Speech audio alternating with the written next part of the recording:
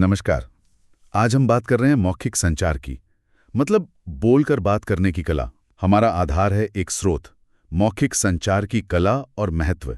हम अक्सर सोचते हैं भाई बोलना तो सबको आता है ना, पर क्या हम वाकई प्रभावी ढंग से बात कर पाते हैं? ये उतना सीधा नहीं है शायद। बिल्कुल नहीं। स्रोत यही कहता है। देखिए, मौखिक संचार का मतलब सिर्फ बोलना नहीं है। हाँ, यह है शब्दों से जानकारी देना, विचार बताना, जैसे अभी हम कर रहे हैं, या आमने सामने फोन पर। सही, पर स्रोत कहता है कि ये इससे कहीं ज्यादा है, और यही मतलब अक्सर गड़बड़ हो जाती है। हाँ, यही पर, क्योंकि स्रोत इस बात पर जोर देता है कि क्या कहा, उसके साथ कैसे कहा, ये बहुत जरूरी है। आपकी आवाज का टोन, आपकी बोलने की रफ्तार, आवाज ऊंची है या नीची, शब्द साफ है या नहीं, ये सारी चीजें मिलकर आपके मैसेज का मतलब बदल सकती हैं। लोग अक्सर बस शब्दों पर ध्यान देते हैं, इनको अनदेखा कर देते हैं। और ये अनदेखी फिर रिश्तों में, काम की जगह पर भारी पड़ती होगी। स्रोत तो यही इशारा करता है। मतलब अच्छा कम्युनिकेशन सिर्फ रिश्ते नहीं बनाता, वो समझ और विश्वास की नींव रखता है। हाँ, बिल्कुल। सोचिए, टीम में अगर सब एक ही बात समझें, एक पेज पर हों, तो काम कितना आसान हो जाता है। वही। और ये सिर्फ टीम वर्क की बात नहीं है। प्रभावी संचार मतलब कम गलतफहमियां, ज्यादा सहयोग, एक ऐसा माहौल बनता है जहां लोग खुलकर बोल पाते हैं, चाहे घर हो या ऑफिस।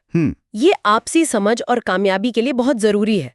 असल में विश्वास बनाने का ये एक बहुत ताकतवर जरिया है। तो सवाल ये है कि इस स्किल को, इस हुनर को बेहतर कैसे करें।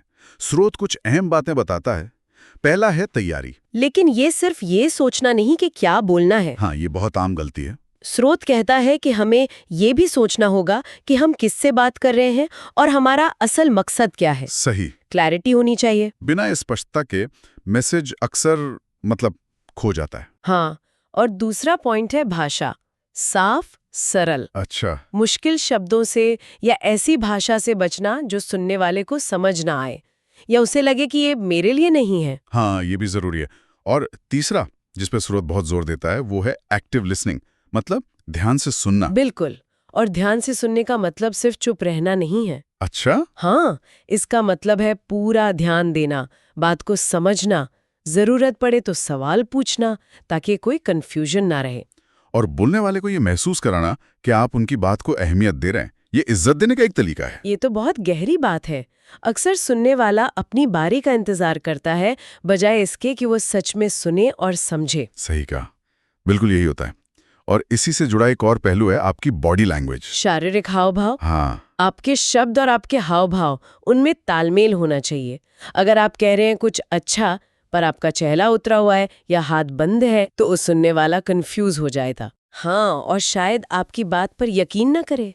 विश्वसनीयता इसी तालमेल से बनती है। स्रोत ये भी कहता है कि बातचीत के बाद थोड़ा रुक कर सोचें कि क्या बेहतर हो सकता था। अच्छा, मतलब सेल्फ रिफ्लेक्शन। जी।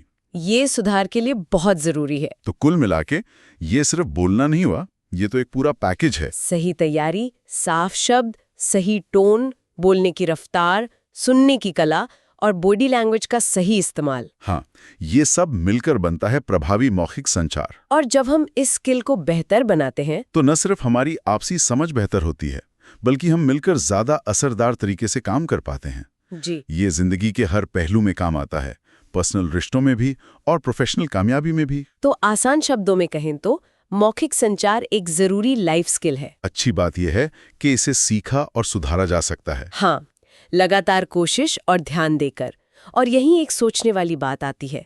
इस पूरी चर्चा के बाद अपनी हाल की किसी बातचीत के बारे में सोचिए। अच्छा। क्या आपके शब्द, आपकी आवाज का लहजा और आपके हाव भाव, क्या ये तीनों एक ही बात कह रहे थे या कहीं कोई टकराव था? इस पर सोचना ही बेहतर कम्युनिकेशन की तरफ पहला कदम हो सकता है। वाकई सोचने लायक बात है। इसी विचार के साथ आज की ये चर्चा यहीं समाप्त करते हैं।